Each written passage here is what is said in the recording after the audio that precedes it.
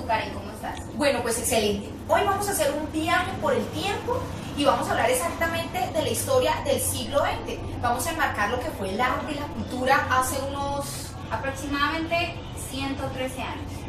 Así es. El siglo XX está enmarcado como la era de los extremos, según un historiador británico llamado Eric Hobsbawm. Y en efecto así fue, porque ahí este fue el periodo donde se encontraron las dos guerras mundiales, donde estuvieron las peores dictaduras de la historia. Y en tercer lugar, por la más tremenda depresión económica, por estos sistemas enfrentados lo que fue el capitalismo y el socialismo, entre el desarrollo y el subdesarrollo. Sí, Karen, pero también se conoce el siglo con la extensión de la democracia, la búsqueda de la conquista de los derechos civiles de los hombres y de las mujeres, también la creación de la sociedad de masas, la revolución de los medios de comunicación, la música popular y la moda también tienen su trascendencia. Y por último, pues la emergencia de los movimientos ecológicos y pacifistas. Así es, Joe. Muchos de estos cambios han ido acompañados por una profunda transformación en la ciencia, el arte y la cultura, por una auténtica revolución que ha cambiado nuestra vida y nuestra percepción del mundo. Muchos de esos cambios han tenido sus primeros desarrollos en el tiempo histórico que contemplamos en este tema. Bueno, Karen, ahora vamos a dividir arte y cultura del siglo XX en tres partes. Primero, la revolución científica. Segundo, vanguardias artísticas y por último, cultura de masas.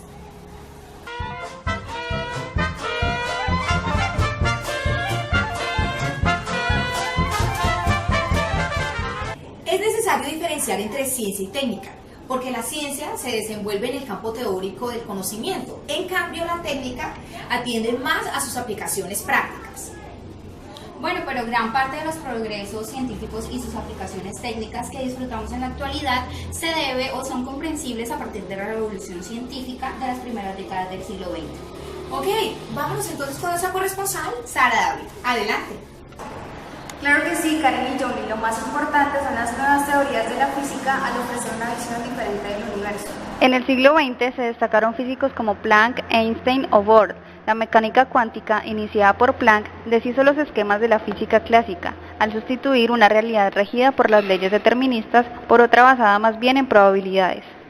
La teoría de la relatividad de Albert Einstein demostró que el espacio, la materia y el tiempo, cada uno de ellos solo es aprehensible en relación con los demás.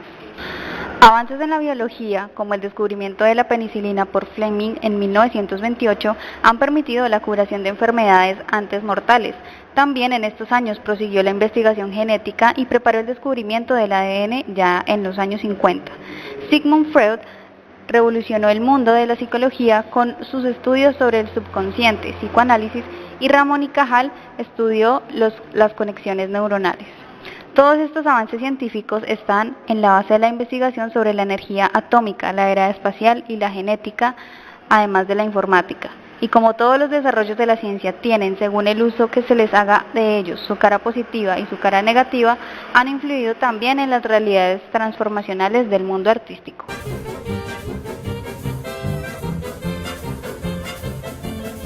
La renovación del arte, producida a principios del siglo XX, que los logros han llegado hasta hoy, es reconocida con la expresión vanguardias artísticas. Efectivamente, vanguardia es un término de origen bélico, los que combaten en primera fila. Eso mismo ocurrió en el arte como una ruptura frente al gusto caduco del siglo XIX. No es casual que el término se utilizara tras la Primera Guerra Mundial. Veamos. Karen y Johnny, llegó la hora de dar un importante espacio al arte en la historia del siglo XX. Claro que sí, el arte ha sido muy importante para toda la sociedad en la historia. Empezaremos hablando del cubismo.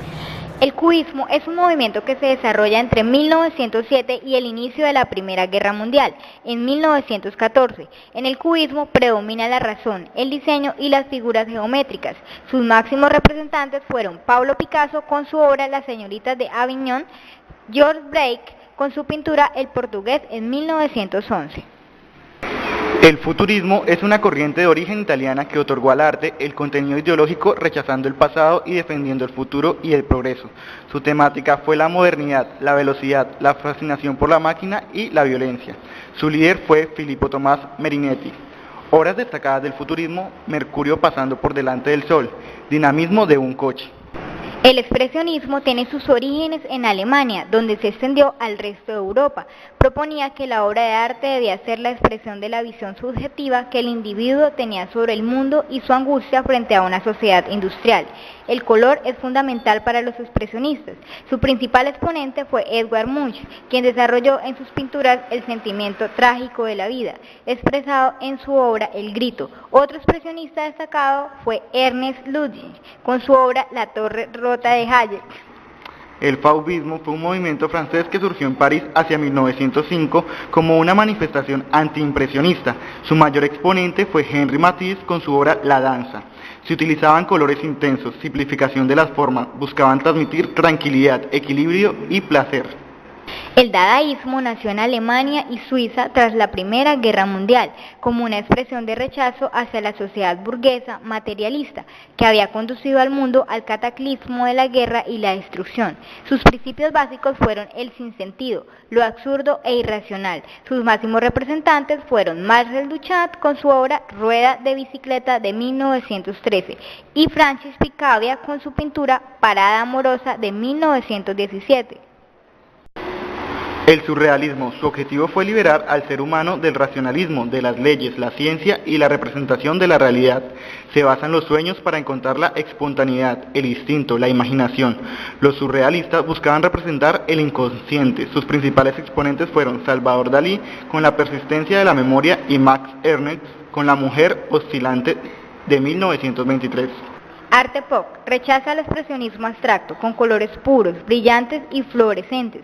Se caracteriza por el empleo de imágenes de la cultura popular tomadas de los medios de comunicación, tales como anuncios publicitarios, comic book, objetos culturales y del mundo del cine. Su máximo representante, Andy Warhol.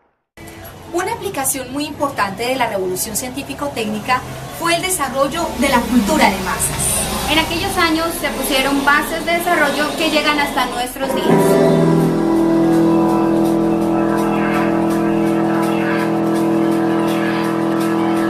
El cambio, sin embargo, es mucho más complejo que la simple aplicación de innovaciones técnicas. Por debajo de él discurre todo un proceso social y político, proceso que supone avances del sistema democrático y una creciente madurez social. La obtención del sufragio universal, primero masculino y después extensivo a la mujer, ampliación de las libertades de asociación y expresión, la reducción de analfabetismo, etc. Ese proceso, unido al crecimiento de los medios de comunicación, permitió que las manifestaciones culturales, hasta entonces disfrutadas solo por una élite, llegasen a amplios sectores de la sociedad. Destacamos los siguientes fenómenos. Primero, el deporte como espectáculo de masas con sus connotaciones políticas y nacionalistas, el boxeo y el fútbol.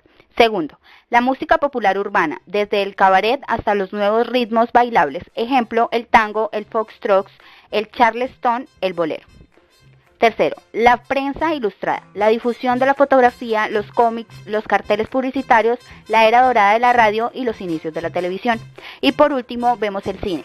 Es el momento del paso del cine mudo al sonoro, a la creación de las poderosas compañías cinematográficas, sobre todo en Hollywood, Metro Goldwyn Mayer, de las grandes estrellas del cine, el Star System, auténticos mitos y modelos de comportamiento vital. Todas estas manifestaciones de la cultura de masas fueron un factor importante de poder, en un doble sentido, desde el poder a la sociedad y, dependiendo del nivel de madurez democrática, desde esta hasta sus gobernantes. Las dictaduras totalitarias impidieron el desarrollo de una opinión pública. Bueno, Karen, esto fue todo por hoy en nuestro programa Cuenta Regresiva. Esperamos que los televidentes hayan aprendido de la historia del siglo XX. Hoy transmitimos desde Melgar, pero mañana desde cualquier lugar del mundo. ¡Chao, chao!